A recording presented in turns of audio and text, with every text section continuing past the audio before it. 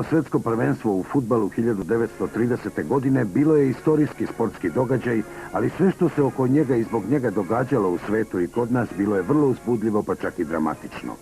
Uprkos opštem oduševljenju kojim je u Barceloni maja 29. primljen izbor Urugvaja za domaćina prvenstva, na kongresu FIFA 6. i 7. juna 1930. u Budimpešti dogodilo se najgore. Većina zemalja otkazala je učešće. Razlog je bio raskorak između nacionalnih saveza koji su u Barceloni prihvatile zaključak FIFA i klubova koji su se protivili da svojim igračima odobre tako dugo putovanje i odsostovanje. Jugoslovenski savez imao je i dodatne probleme. Naime, posle premeštanja sedišta saveza iz Zagreba u Beograd, Zagrebački nogometni podsavez prestao je da poštuje i priznaje odluke Jugoslovenskog saveza.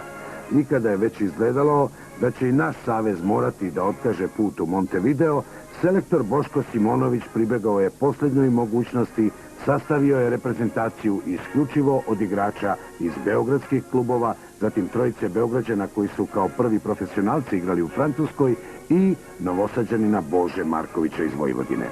U vodstvu puta bili su dr. Mihajlo Andrejević, Kosta Hadži, selektor inženjer Boško Simonović, ukupno 21 član ekspedicije, bez trenera, lekara, fizioterapeuta i ekonoma.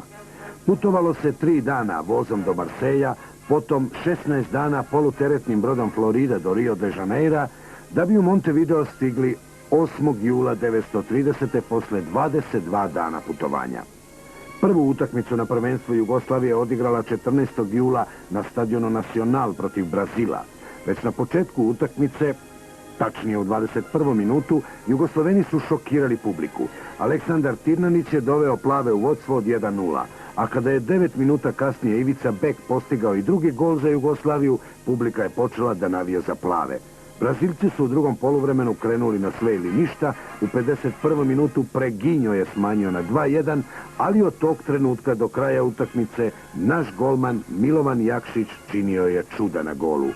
Ostalo je 2:1 za plave i nadimak El Gran Milovan, veliki Milovan.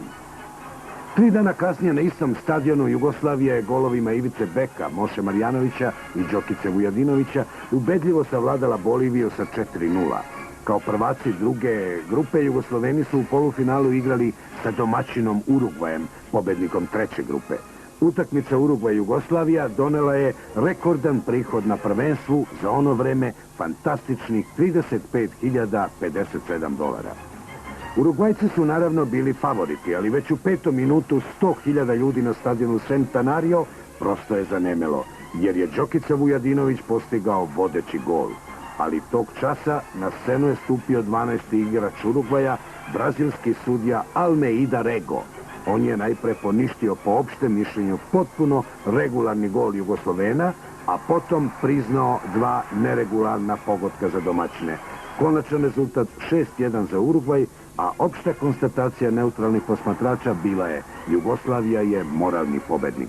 Uostalom, odnos kornera bio je 8:2 za Jugoslaviju. Urugvajci su u finalu savladali Argentinu sa 4:2 i postali prvi šampioni sveta, dok je FIFA zvanično proglasila Jugoslaviju za treće plasiranu ekipu.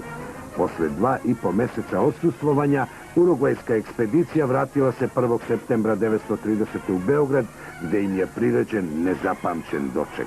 To treće mesto i danas je najveći uspeh Jugoslovena na svetskim prvenstvima, pa zato tadašnji standardni reprezentativci zaslužuju da ih se još jedanput setimo, pogotovo kada se zna da više ni jedan od njih nije među živima.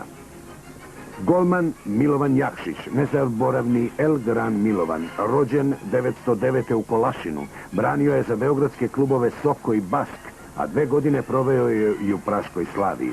Umro je 53. godine na turneji po Egiptu kao tehnički rukovodilac Crvene zvezde.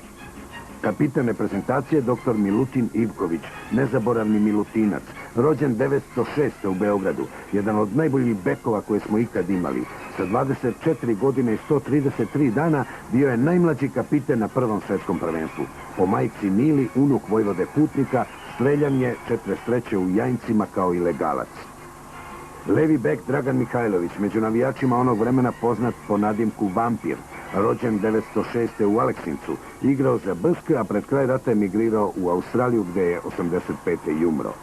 Milorad Mikica Arsenijević, rođen 1906. u Smederevu, boje reprezentacije branio je čak 52 puta. Inženjer Arsenijević bio je savezni kapitan od 48. do 52. i član selektorske komisije od 52. do 54. Umro je 87. u Beogradu. Centar half Ljubiša Stefanović, koga su u Francuskoj zvali Leo, rođen je 1910. u Beogradu, igrao u Bsku, a 28. po završetku gimnazije odlazi u Francusku, gde je studirao pravo i igrao za Montpellier.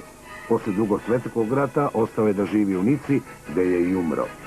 Levi half Momčilo Moma Đokić, rođen 1911. u Kuršumliji. Čitavu karijeru proveo u klubu SK Jugoslavija. Penzionisan je kao šef računovodstva gradilišta hidroelektrane Đerdap, a umro 83. u Beloj crkvi. Aleksandar Tivnanić Tirke, rođen 1910. u Krnjevu kod Beograda, kao velika zvezda bio je uz Mošu Marjanovića i Mikicu Arsenijevića jedini fudbaler koji je pre rata proslavio zlatni jubilej 50 utakmica u reprezentaciji. Za Tirketovo ime vezano je i stvaranje takozvane olimpijske reprezentacije koja je u Helsinkiju osvojila srebrnu medalju. Najduže je živeo od svih Urugvajaca. Umro je u Beogradu 1992. Prvi među takozvanim Urugvajcima bio je slavni Blagoje Moša Marjanović. Rođen 1907. u Beogradu, postao je u punom smislu reči legendarna ličnost jugoslovenskog fudbala i jedan od naših najboljih igrača svih vremena. Pre rata bio je dvostruki rekorder sa 57 utakmica i čak 36 golova u reprezentaciji. Igrao je u vreme amaterizma, a bio je najbolje plaćeni fudbaler u Jugoslaviji. Umro je 84. i sahranjen je na novom groblju u rodnom Beogradu. Ivan Ivica Bek uz Vilija Šipoša je jedini jugoslovenski fudbaler koji je igrao za dve nacionalne selekcije, 7 puta za Jugoslaviju i 5 puta za Francusku. Bek je sa 16 godina postao prvotimac Beogradskog Bska, a 28. godine otišao je u Francusku i kao profesionalac igrao za klub Set u istoimenom gradu. Umro je 63. godine i sahranjen je u Setu. Đorđe Đokica Vujadinović, rođen 1909. u Kolarima kod Kragujevca. Posle Moše Marjanovića najbolji predratni strelac Brska u kome je igrao punih 15 godina. Rat je proveo u zatočeništvu, penzionisan je kao službenik Jugoslovenske poljoprivredne banke u Beogradu, gde je i sahranjen. Levo krilo Branislav Bane Sekulić, rođen 1906. u Beogradu, spada među naše najbolje fudbalere između dva rata. Posle rata bio je trener Zvezde, Spartaka, Proletera iz Renjanina, a radio je u Švajcarskoj, Belgiji i Austriji. Umro je 68. u Bernu i sahranjen u mestu Belfort kraj Fribura. Dragutin Lala Najdanović, igrač koji je protiv Bolivije zamenio povređenog Sekulića, rođen 1905. i zbog teže povrede morao je rano da se povuče sa fudbalskog terena. Umro je 81. godine u Beogradu.